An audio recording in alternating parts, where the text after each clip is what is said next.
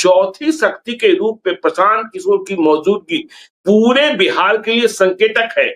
और होश उड़े हुए हैं दोनों गठबंधनों के कि प्रशांत किशोर पता नहीं कहां किसकी सेहत बिगाड़ रहे हैं। हम एक ट्रेंड देख रहे हैं ज्ञानेश्वर जी, ये ट्रेंड हम देख रहे हैं जब से बिहार बदलाव की यात्रा उन्होंने शताब्दी से शुरू की है, तब से हर सभा में भीड़ जुट रही है, हर जगह लोग जुट रहे हैं। और हम लोग पहले दिन से जो उनका कोर, अब ऐसा लग रहा है जैसे जैसे चुनाव नजदीक आ रहा है वैसे वैसे ऐसा लग रहा है कि जो बदलाव का आकांक्षी वर्ग है बिहार का, जो बिहार में बदलाव देखना चाहता है, जिसको पहले अब इस बात को इस तरह से समझिए कि एक वर्ग था जो आरजेडी को वोट नहीं देना चाहता है, बड़ा वर्ग है बिहार में जो नहीं देना चाहता है, जिसके दिमाग में उसकी स्थिति में है आरजेडी की पुरानी बातें वो नहीं देना चाहता है।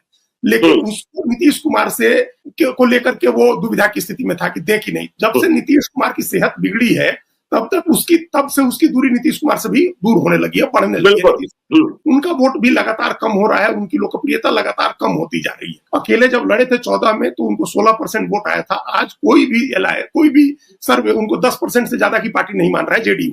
तो ये जो उनका वोट कम हो रहा है वो उसका एक बड़ा हिस्सा प्रशांत किशोर की तरफ शिफ्ट हो सकता है। ये एक बहुत बारीक राजनीतिक बात है जिसको सर्वे करने वाले लोग बहुत गहराई से समझ रहे हैं, उठा रहे हैं, इसके आंकड़े भी ले रहे हैं। नीतीश कुमार से जिन लोगों का मोह भंग हो रहा है, या मोह भंग से ज्यादा ये कहें कि जिनको लग रहा है कि अब नीतीश कुमार बुजुर्ग हो गए और बिहार संभालने की स्थिति में नहीं है, उसका एक बड़ा वर्ग प्रशांत किशोर के साथ जा रहा है या प्रशांत किशोर की तरफ देख रहा है कि ये कोई बन सकते हैं कि नहीं, हमारे लिए अवसर कोई हो सकते हैं कि नहीं हो। तो प्रशांत किशोर वो अवसर बन रहे हैं। और हम फिर दोहरा रहे हैं ज्ञानेश्वर जी, 20 से 22% वोट बिहार का हमेशा तीसरी ताकत को जाता है, अन्य को जाता है। 78 से 80% वोट ही बढ़ता है दोनों गठबंधनों के बीच में। तो उसका मालिक कौन है? इस बार आप इतना मान के चलिए कि निर्दलियों के लिए कोई स्थान बिहार में नहीं रहेगा।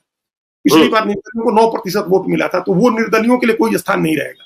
ऐसे ही अगर गिनते चले जाए तो 9% निर्दलियों को जो वोट था वो उनके लिए इस बार नहीं होगा, 2-3% होगा। पिछली बार 5.66% चिराग पासवान ले आए थे अकेले लड़के। वो पूरा 5.6% वोट नहीं ट्रांसफर हो रहा है एनडीए, उसका एक वोट जो है प्रशांत किशोर के लिए जाएगा। 3.5% के करीब वोट आया था उस गठबंधन को जो ओवैसी और उपेंद्र कुशवाहा और देवेंद्र यादव और बसपा का था, तो वो भी खत्म है इस बार। तो इन सब से निकल के एक वोट का परसेंटेज 10%, 12% प्रशांत किशोर के पास आएगा।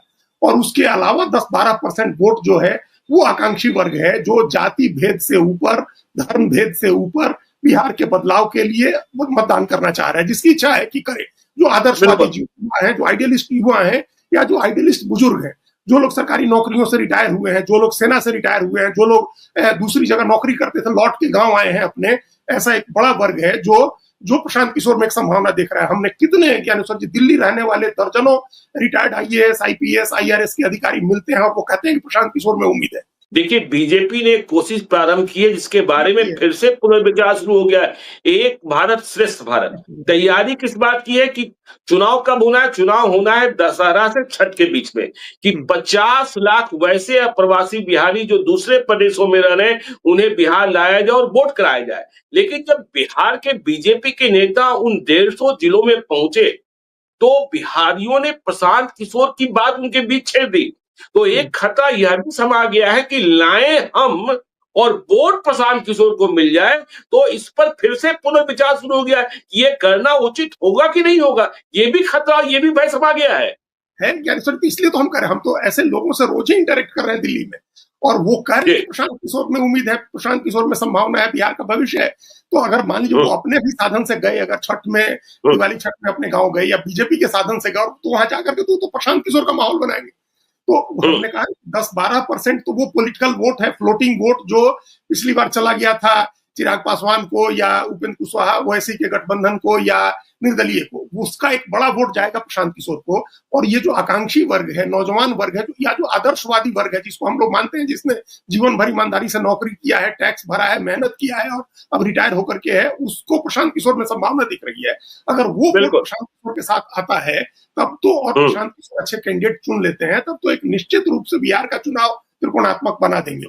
और ये इसी का संकेत उनकी सभाओं में मिल रहा है। हमने पहले कहा, महीनों तैयारी करके सभा की चिराग पासवान ने जितनी भीड़ जुटी उतनी उनकी रोज की सभाओं में जुट रही, रूटीन की सभाओं में भीड़ आ रही है, अपने आप लोग पहुंच रहे हैं और लोग पहुंच के चर्चा कर रहे हैं उनके बारे में, एक मैसेज लेकर के अपने गांव जा रहे हैं कि भाई ये आदमी अपने लिए तो कुछ कह ही नहीं रहा है। ये उनकी सबसे बड़ी पूंजी है आदर्शवादी और आकांक्षी युवाओं के बीच में, बुजुर्गों के बीच में। तो ये वो उनकी सभाओं में आने और महिलाएं जिस तरह से उनकी सभाओं में आ रही हैं, नौजवान आ रहे हैं और जो एक मैसेज लेकर के गांव-गांव जा रहे हैं, ये दोनों गठबंधनों के लिए बहुत चिंता की बात है, बहुत सोचने की बात है और उन्होंने अपनी ताकत दिखा दी है हर जगह। बिहार का चुनाव दिलचस्प होने जा रहा है और बिहार के चुनाव में तीसरी शक्ति भी अब मजबूत होती जा रही है और एनडीए के भीतर खटपट है और इंडिया ब्लॉक में अब तक कुछ तय नहीं हो पाया है। तेजस्वी यादव का नेतृत्व ही तय नहीं हुआ है।